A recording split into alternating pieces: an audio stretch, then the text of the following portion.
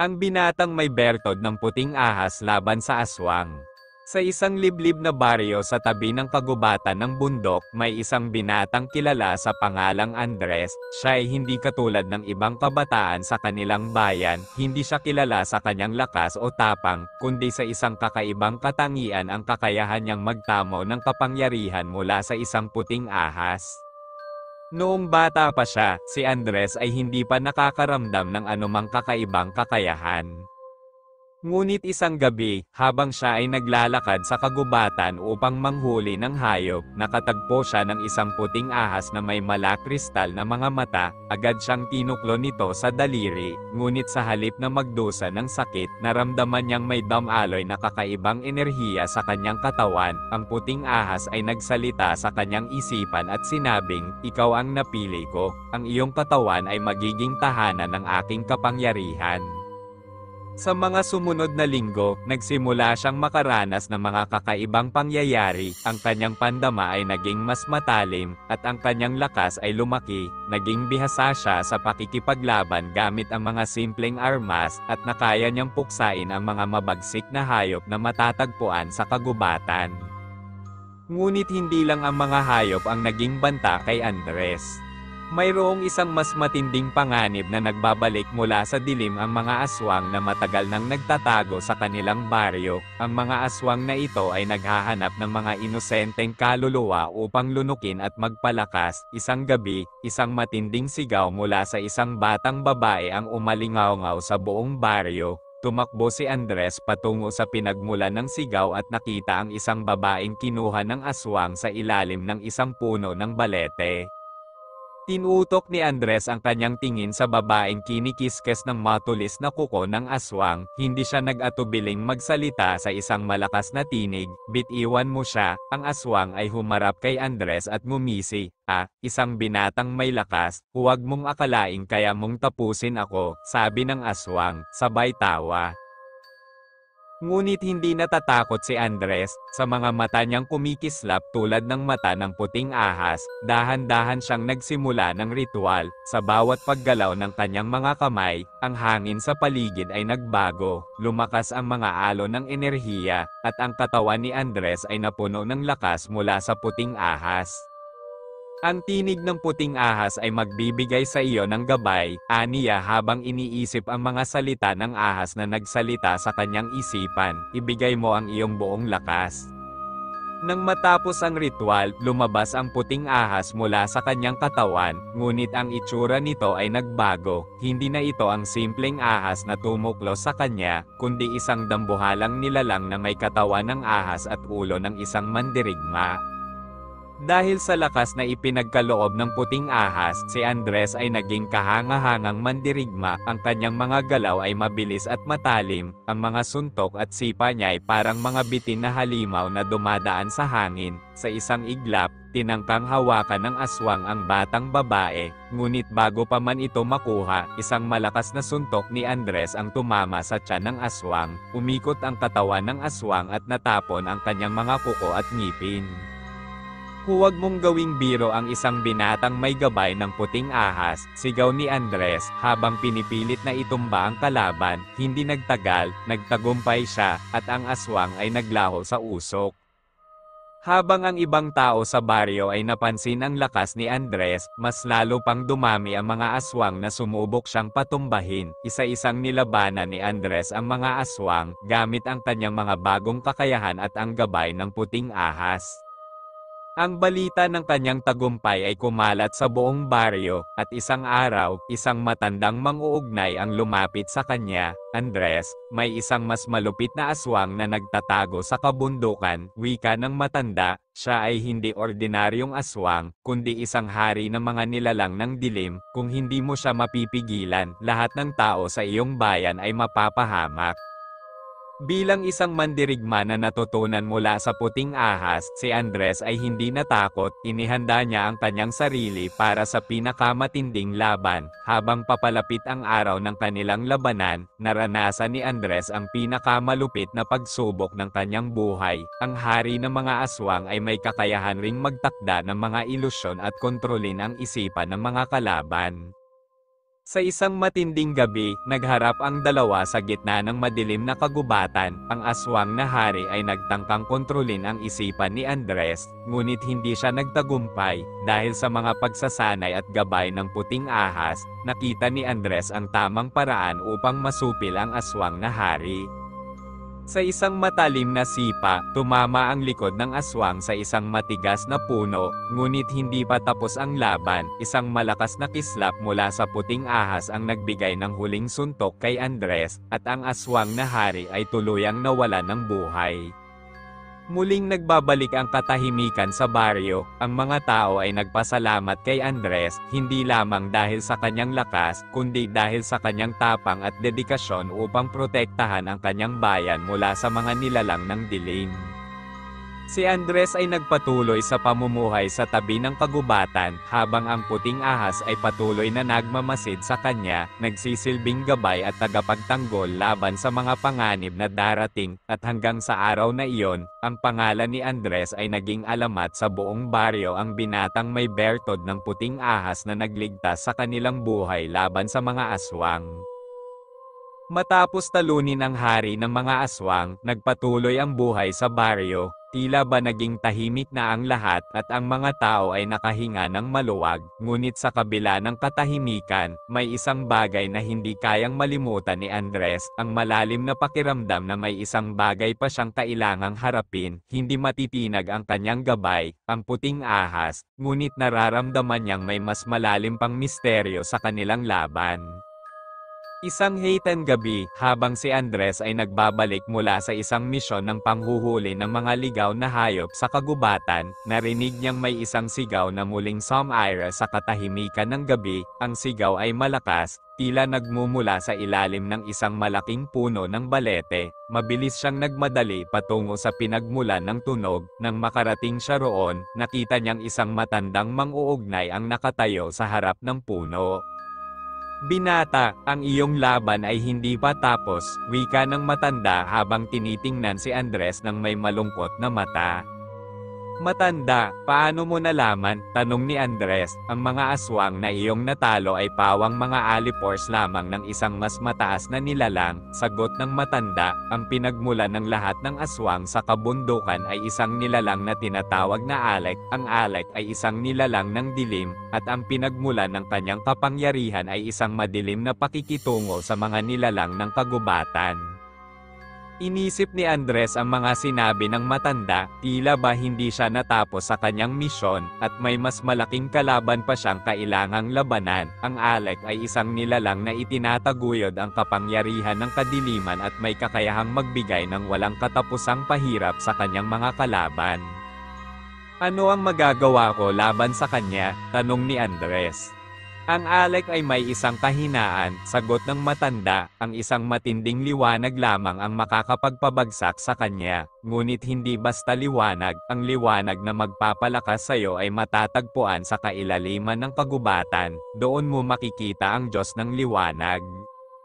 "Nasaan ito?" tanong ni Andres. Ang kanyang mga mata ay puno ng determinasyon. "Dahil ang iyong lakas ay mula sa puting ahas, ang liwanag na iyong kailangan ay nasa puso ng puting ahas.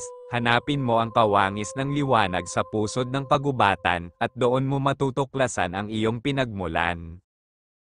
Walang pag-aalinlangan, pinili ni Andres na sundan ang payo ng matanda. Sa kabila ng takot at pangamba, naglakbay siya patungo sa kailaliman ng kagubatan. Ang mga punong kahoy ay nagmistulang mga anino, at ang hangin ay parang may mga matang nagmamasid. Sa kabila ng lahat ng ito, hindi tumigil si Andres. Isang araw, habang siya ay naglalakad sa kagubatan, natagpuan niya ang isang lihim na yungib. Sa loob nito, isang sinag ng matinding liwanag ang kumikislap mula sa madilim na sulok. Naglakad si Andres papalapit, at nang siya'y lumapit, nakita niya ang isang bato na may anyo ng isang puting ahas. "Ito ba ang liwanag na sinasabi ng matanda?" tanong ni Andres sa sarili. Dahan-dahan niyang hinawakan ang bato, at sa kanyang mga palad, naramdaman niyang dumaloy ang isang napakalakas na enerhiya mula rito. Ang liwanag na sumabog mula sa bato ay tila nakapagpagaan sa kanyang katawan, at sa bawat pagdaan ng oras, unti-unti niyang naramdaman ang pagtutok ng kanyang buong lakas. Mula sa liwanag ng bato, isang matalim na tinig ang sumunod. Ikaw ang napili, ikaw ang magtatanggol sa mundong ito laban sa mga nilalang ng dilim, sabi ng tinig. Muling tinanggap ni Andres ang gabay ng puting ahas at nakatagpo siya ng mas malalim na koneksyon sa kanyang kapangyarihan, sa pamamagitan ng liwanag mula sa bato, natutunan niyang magmaniobra ng mga bagong teknik ng laban at kontrolin ang kanyang enerhiya upang magpalakas ng higit pa, ngunit hindi pa rin siya handa sa pinakamalupit na pagsubok na naghihintay. Sa gabing iyon, habang tinatangkilik ang bagong lakas, narinig ni Andres ang isang malupit na pagngangalit ng ngipin mula sa kabila ng kagubatan, isang matinding sigaw ang sumunod, na nagpaalala sa kanya ng tungkol sa Alec, ang laban ay magsisimula na. Sa ilalim ng liwanag ng bilog na buwan, muling naglakbay si Andres, sa kanyang dibdib ay nananahan ang lakas mula sa batong may anyo ng puting ahas, ang susing liwanag na itinakda ng tadhana upang labanan ang dilim. Kasama niya sa katahimikan ng gabi ang mismong espiritu ng puting ahas, na ngayon ay mas malinaw na niyang nararamdaman sa kanyang ulirat. Hindi na ito basta gabay, ito'y naging bahagi na ng kanyang pagkatao. Habang nilalakad ang makitid na daan pabalik sa baryo, biglang bumigat ang hangin. Naramdaman ni Andres ang isang napakalamig na simoy na tila sumisipsip ng init mula sa kanyang katawan. Tumigil siya, mula sa paligid ay nagsimulang lumitaw ang mga nilalang na animoy hinugot mula sa bangungot, itim ang balat, mahahabang kuko, at mga matang walang balintataw. Hindi ito mga karaniwang aswang, ito ang mga anino ni Alec, ang kanyang mga alagad na walang kaluluwa. Hindi nag-aksaya ng oras si Andres, inilabas niya ang liwanag mula sa kanyang palad, at sa isang iglap, ang kanyang katawan ay nabalutan ng malakristal na ningning. Tumilapon ang unang anino ng tamaan ng liwanag, na tila natunaw sa isang iglap, ngunit hindi pa iyon ang wakas, dumarami pa ang mga nilalang at papalapit na sila sa kanya sa lahat ng direksyon. Gabay ko, puting ahas, sa iyo ako'y nagtitiwala, sigaw ni Andres. Mula sa kanyang katawan ay biglang lumitaw ang hugis ng dambuhalang puting ahas, bumalot ito sa paligid niya at sa isang ikot lamang, nilamon ng liwanag ang paligid, isa-isang naglaho ang mga anino, na para bang isinilang lamang ng kadiliman upang muling mamatay sa harap ng liwanag. Pagkatapos ng laban, muling sumambulat ang katahimikan. Ngunit hindi pa tapos ang lahat. Malapit na siya, isang tinig ang bumulong sa hangin. At doon, sa gitna ng kagubatan, lumitaw ang isang dambuhalang figura, si Alec mismo. Ang katawan nito ay binubuo ng mga ugat at sanggang tuyot, ang balat ay tulad ng uling, at ang mga mata nito ay apoy na walang init, puro galit at kadiliman. Sa bawat hakbang nito, tila namamatay ang mga halaman sa paligid, kasama ng kanyang pagdating ay ang pagguho ng lupa at ang pagbuka ng langit.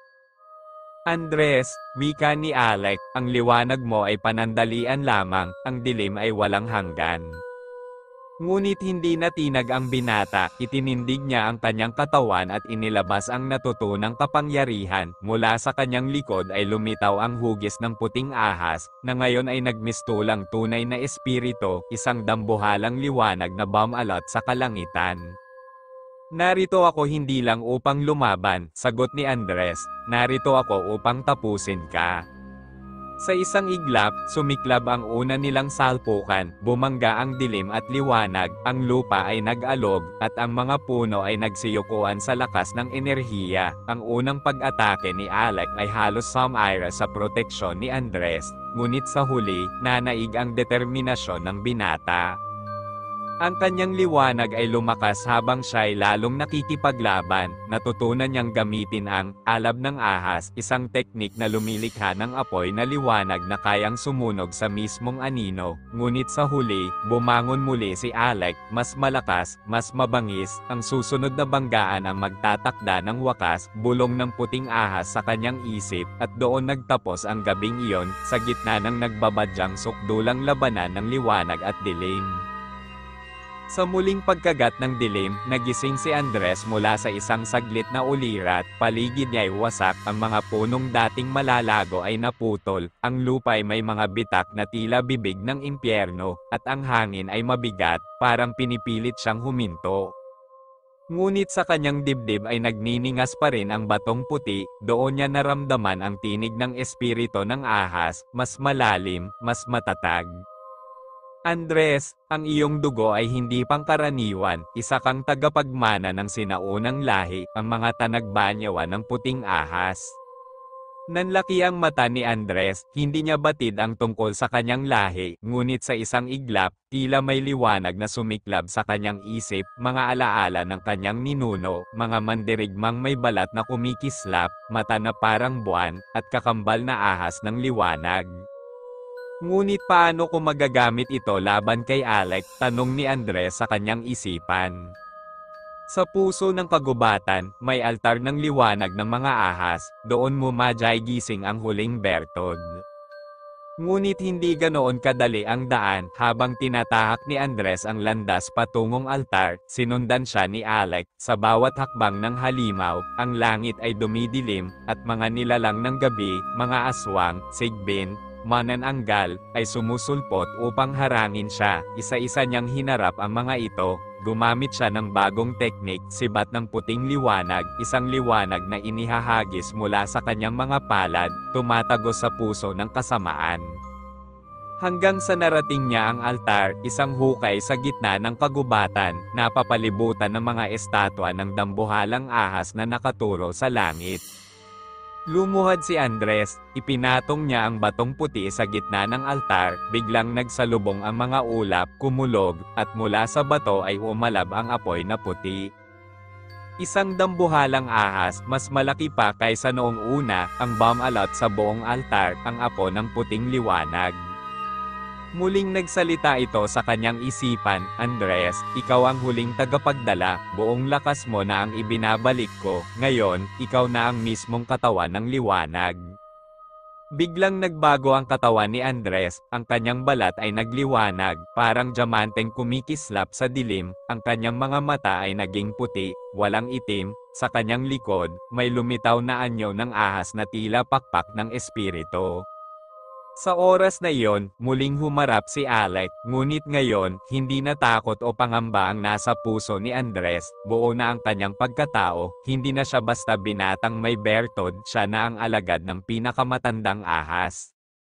Alec, sigaw niya, sa ngalan ng liwanag, wakas mo na ang gabi. Sumabog ang ikalawang bugso ng labanan, isang salpukan na yumanig sa kagubatan, liwanag laban sa walang hanggang dilim, at sa huling eksenang iyon, isang liwanag ang sumambulat sa langit, na tila araw sa kalagitnaan ng gabi.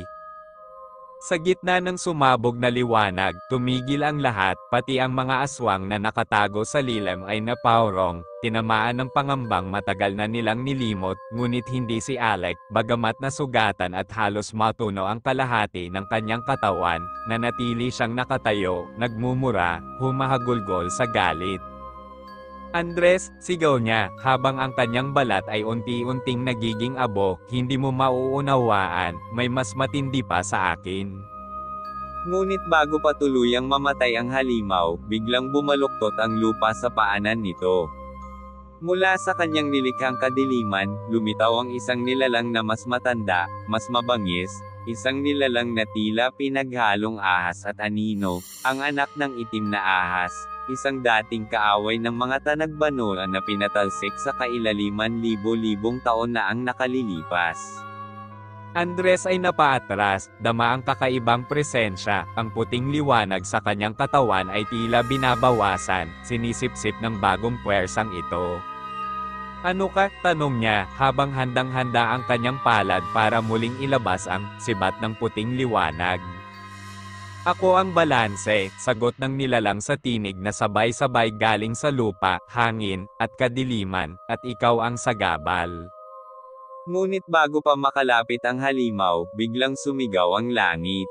Mula sa ulap ay bumaba ang mga espiritu ng mga tanagbanoa, mga aninong may anyong ahas, dala ang mga sinaunang armas ng liwanag, mga sibat, tanikala, at gintong pana. Isa-isang bumaba sa tabi ni Andres. Hindi ka nag-iisa, Andres, wika ng isa. Sila Kandunong, ang pinakamatandang espiritu. Panahon na upang ibalik ang pagkakabalanse ng liwanag at dilim.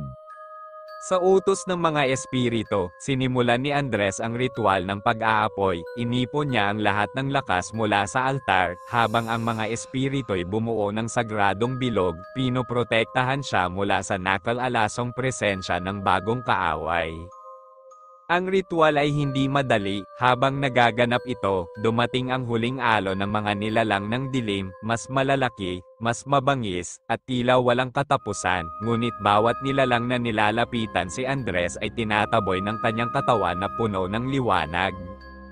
Sa huling sandali ng ritual, biglang umalab ang kanyang buong katawan, at mula sa kanyang dibdib ay lumabas ang punong bertod ng puting ahas, isang kristal na puting itim ang gitna, simbolo ng pagkakaisa ng dalawang puwersa. Sa pagbitaw ni Andres ng kanyang huling dasal, lumipad ang kristal sa langit, sumabog sa isang tahimik na liwanag, at nilamon ang buong kagubatan ng isang mapayapang ningning. Pagbalik ng liwanag, wala na ang halimaw, wala na rin si Alec.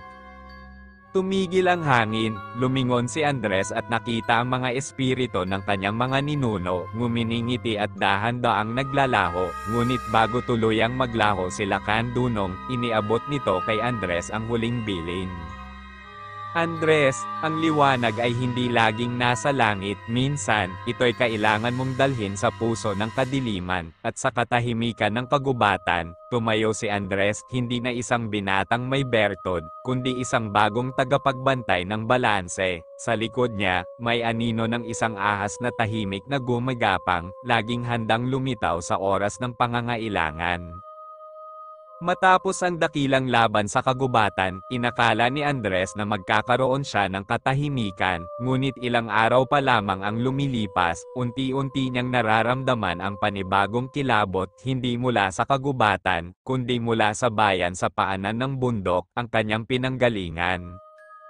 Isang gabi, habang siya'y nasa ilalim ng punong balete kung saan siya madalas manalangin, lumapit ang isang matandang babae, wala itong anino, putla ang balat, at sa matay may kasaysayang tila mula sa matandang panahon. Andres, wika nito sa tinig na parang alingawngaw ng patay, ang anino ay nakawala sa piitan ng mga diwata, tinawid nito ang mga hangganan upang sakupin ang puso ng bayan. Hindi makapaniwala si Andres, paanong nakalabas ang anino, nakakulong ito sa ilalim ng yungib ng diwang liwanag.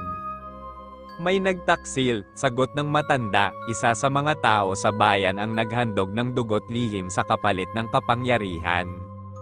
Nataranta si Andres, agad siyang bumaba ng bundok, dala ang kanyang bertod ng puting ahas, na ngayon ay bahagi na ng kanyang katauhan. Sa bawat hakbang, nararamdaman niya ang pagbabago, ang lupa'y nanlalamig, ang hangin ay may buntong hininga ng takot.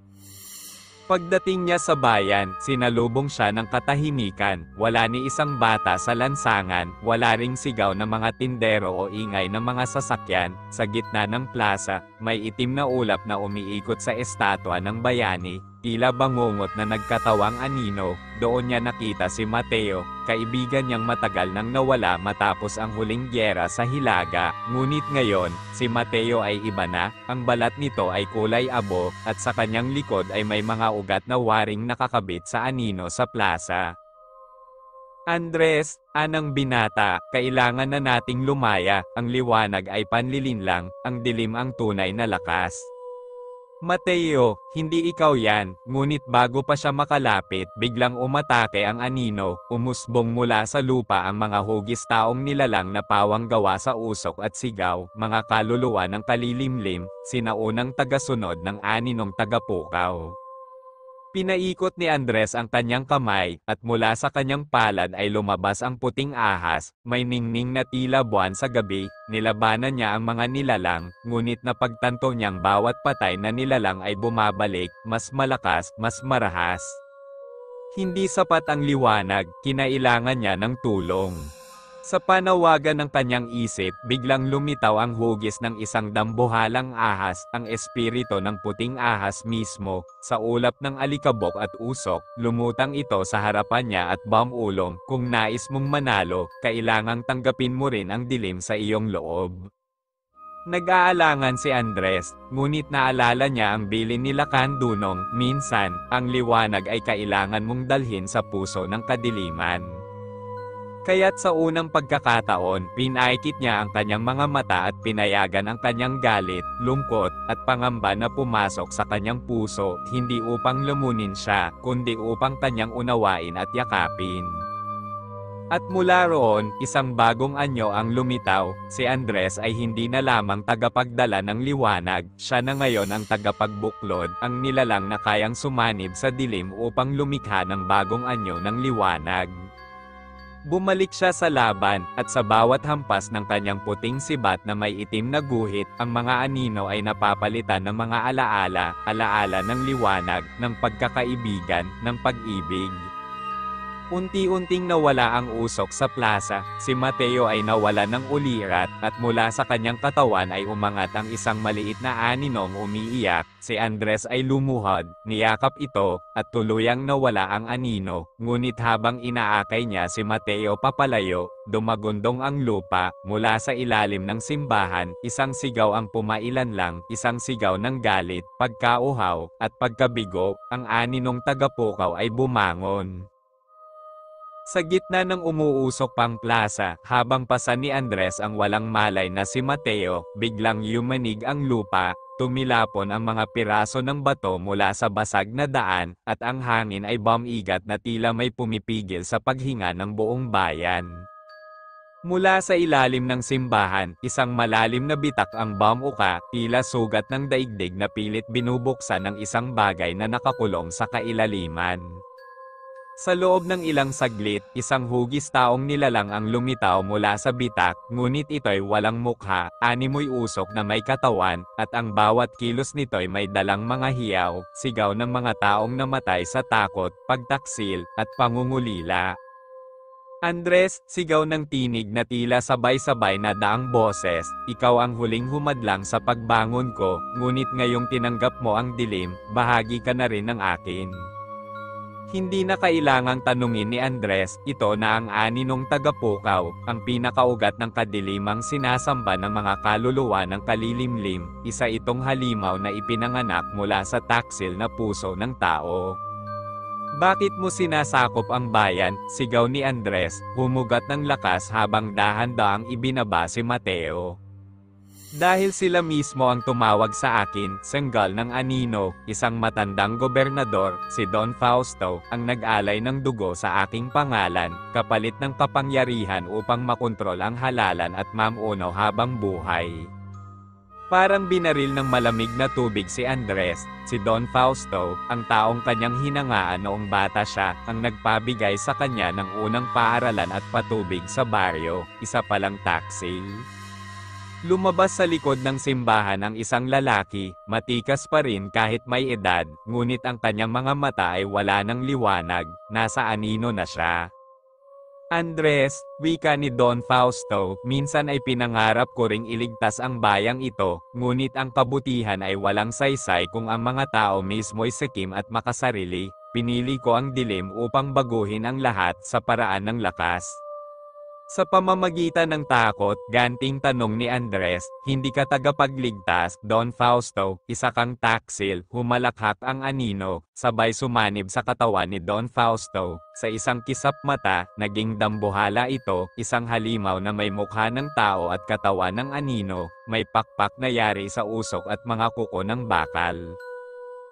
Dumagsa ang mga natitirang kaluluwa ng kalilimlim sa paligid ng plaza, handang ipagtanggol ang kanilang bagong Diyos. Ngunit si Andres, ngayoy may taglay ng balanse ng liwanag at dilim, ay hindi umatras, sa kanyang kamay ay lumitaw ang puting ahas na may guhit ng itim sa katawan, tumindig siya, ang kanyang anino'y hindi na ordinaryo, ito'y may sariling anyo, may sariling lakas, at ito'y kanyang kakampi. Hindi ko kailangan ang kapangyarihan ng taksil, wika niya, ang tunay na lakas ay nasa mga taong naninindigan, kahit walang nakatingin. Sa unang bugso ng laban, nagsalpukan ang sibat ni Andres at ang kuko ng aninong taga-Pukaw. Sa bawat tama ng liwanag, nagbabakbak ang anyo ng halimaw, ngunit muling bumabalik, sa bawat hakbang ni Andres, kumakapit ang mga alaala ng kabutihan, ang ngiti ng kanyang ina, ang aral ni Lakan Dunong, ang tapang ng kanyang mga kasama. Ngunit sa gitna ng labanan, isang batang babae ang lumitaw mula sa madilim na sulok ng plaza. Hawak niya ang isang munting lampara na may apoy na bughaw. Andres, sigaw ng bata, ito ang apoy ng pusong walang takot. Ibinilin ito ng mga diwata sa akin bago sila tuluyang nawala. Kinuha ni Andres ang lampara, at sa paghawak niya rito, ang apoy ay sumanib sa kanyang dibdib, at sa isang kisap mata, sumabog ang liwanag. Ang kanyang sibat ay naging espadang liwanag, at ang kanyang katawan ay nagliliwanag mula sa loob hindi dahil sa purong kabutihan, kundi sa pagtanggap sa buong katotohanan ng pagkatao. Sa huling hampas ng kanyang espada, tinamaan ang dibdib ng aninong taga-Pukaw. Sumigaw ito, isang sigaw na yumanig sa buong bayan, at kasabay nito, ang anino sa kalangitan ay nawala, ang mga kaluluwa ng kalilimlim ay bumalik sa alabok, bumagsak si Don Fausto sa lupa, walang malay, ang kanyang katawan ay tuluyang iniwan ng dilim, tahimik ang paligid, ngunit ang katahimikan ay hindi na nakakatakot, ito ay kapayapaan, ngunit alam ni Andres, may mas malalim pang ugat ang dilim, at hindi pa ito ang huli. Tumigil ang ulan ng abo, mula sa nagkawatak-watak na simbahan, unti-unting sumikat ang araw, mainit pero banayad, tila tinatapik ang mga sugatang puso ng mga nakaligtas, sa gitna ng plaza, nakaluhod si Andres, ang espadang liwanag ay unti-unting naglalaho, nagsasanib sa lupa at hangin na parang alaalang polem na. Lumapit si Mateo, may benda sa ulo, ngunit mulat na't buhay. Tapos na ba, Andres? Tumango si Andres, ngunit ang kanyang matay na natiling malalim ang titig sa bitak na pinagmula ng aninong taga-Pukaw. Tapos na ang labang ito, pero hindi pa ang digmaan. Isang matandang babae ang lumapit sa kanila, si Aling Talia, ang kilalang ermita niya ng bayan. Hindi mo na kami kailangang iligtas muli, Andres, sa pagkakataong ito, kami na ang babante sa liwanag. Nag-umpisang magtipon ang mga tao, mga dating nagkubli, ngayoy lumalabas mula sa mga bahay, may kandila sa kamay at panalangin sa labi, wala nang takot, kundi pag-asa. Ngunit habang papalayo si Andres, palihim siyang sinundan ng sariling anino, ngunit ito'y hindi na madilim, ito'y isang batang lalaki, kawangis niya noong siya'y wala pang pasan, bago pa dumating ang gabay ng puting ahas. Handa ka na, wika ng batang anino, ngunit hindi sa susunod na labanan, kundi sa pagtuklas kung sino ka talaga. Naglakad si Andres sa kagubatan, kasama ang puting ahas na ngayoy mas mahaba, may belang araw sa balat, at tahimik na nagbabantay. Habang lumalayo siya sa bayan, nakita niyang ang ulap sa itaas ay tila bumubuo ng hugis, isang malaking mata na nakamasid. Dumidistansya ngunit hindi nawawala, sa kanyang huling sulyap sa bayan, huminto si Andres, humawak sa espadang ngayoy baston na lamang, at bamulong, babalik ako, at kapag dumilim muli ang langit, hindi ako nag-iisa. Maraming salamat po sa inyong pakikinig, huwag kalimutan mag-subscribe para sa update sa mga bagong kwento paparating.